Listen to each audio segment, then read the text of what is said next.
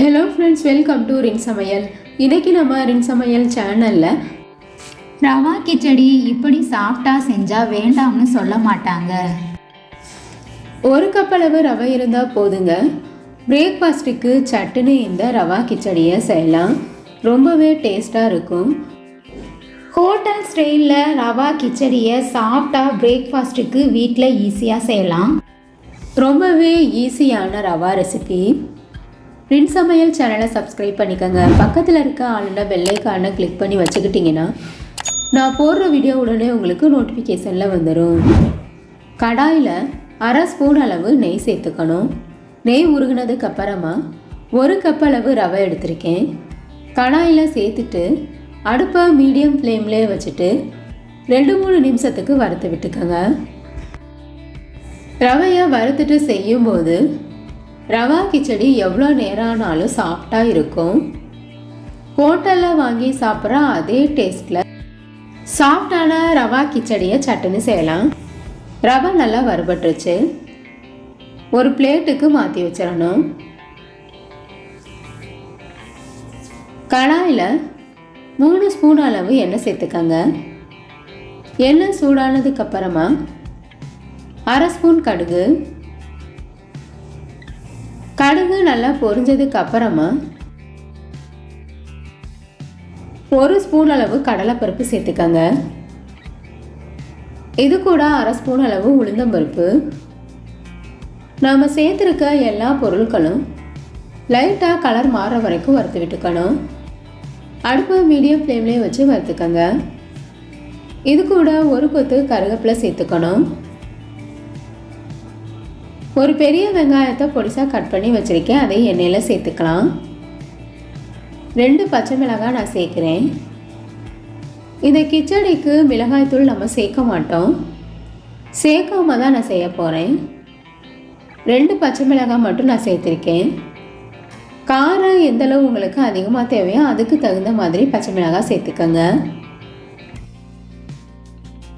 நாம் சேர்த்துருக்க வெங்காயம் பச்சை மிளகாய் லைட்டாக கண்ணாடி பதம் வர வரைக்கும் வதக்கிக்கங்க. இது கூட ஒரு துண்டு இஞ்சி 2-3 பூண்டையும் சேர்த்து தட்டி வச்சுருக்கேன். அதையும் சேர்த்துக்கலாம். நாம் சேர்த்துருக்க இஞ்சி பூண்டு பேஸ்ட்டோட பச்சை மணம் போகிற வரைக்கும் வதக்கி விட்டுக்கங்க. தட்டிட்டு தான் நான் சேர்த்துருக்கேன். விருப்பப்பட்டால் நீங்கள் இஞ்சி பூண்டு பேஸ்ட்டு கூட சேர்த்துக்கலாம். ஒரே ஒரு சின்ன தக்காளி பழம் மட்டும் நான் சேர்க்குறேன். தக்காளி பழம் சேர்க்கும்போது ரவா கிச்சடி இன்னும் நல்லா டேஸ்ட்டாக இருக்கும். லைட்டாக எண்ணெயிலே வதக்கி விட்டுக்கலாம். இது கூட 2 பீன்ஸை பொடிசாக கட் பண்ணி வச்சுருக்கேன். அதையும் சேர்த்துக்கணும். ஒரே ஒரு கேரட் சேர்த்துருக்கேன். அதையும் பொடிசாக கட் பண்ணிவிட்டு சேர்த்துக்கலாம். இது கூட பச்சை பட்டாணி 1 கப் அளவு நான் சேர்க்குறேன். எந்தளவு உங்களுக்கு வெஜிடபிள்ஸ் சேர்க்க விருப்பமோ அதுக்கு தகுந்த மாதிரி கூடவோ குறைவோ சேர்த்துக்கங்க. நாம் சேர்த்துருக்க எல்லா பொருட்களையும் 2-3 நிமிஷத்துக்கு எண்ணெயிலே வதக்கி விட்டுக்கணும். ரவா கிச்சடிக்கு தண்ணி சேர்த்து கொதிய வைக்கும்போது சீக்கிரமாகவே கொதிஞ்சிடும். எண்ணெயிலே 2-3 நிமிஷம் வதக்கும் போது காய் பகுதி அளவு வெந்துடும். இது கூட காய் மூழ்கிற அளவுக்கு தண்ணி சேர்த்துட்டு வேகிற வரைக்கும் மூடி போட்டு வேக வச்சிருங்க.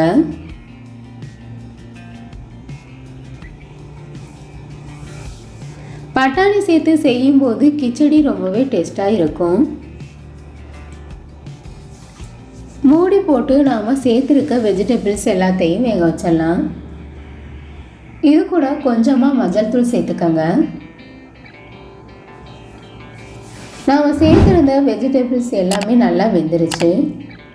இப்போ நமக்கு வெஜிடபிள்ஸ் ரவா கிச்சடி செய்கிறதுக்கு ரெடி ஆயிடுச்சு. காய் வெந்ததுக்கு அப்புறமா கிச்சடிக்கு தேவையான அளவு தண்ணி சேர்க்கணும். அடுத்ததாக எந்த கப்பில் நம்ம ரவாலேருந்து எடுத்தோமோ அதே கப்பில் 3 கப் அளவு தண்ணி நான் சேர்க்குறேன். 3 கப் அளவு தண்ணியிலேயே ரவை நல்லா வெந்து சாஃப்டாக இருக்கும். கிச்சடிக்கு தேவையான அளவு உப்பு சேர்த்துக்கங்க.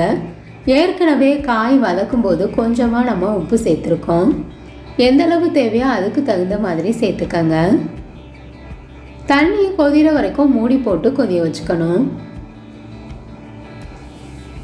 தண்ணி நல்லா கொதி வந்துருச்சு. ஏற்கனவே நெய்யில் வறுத்து வச்சுருக்க ரவையை சேர்த்துட்டு கட்டிகள் இல்லாமல் கலந்து விட்டுருங்க.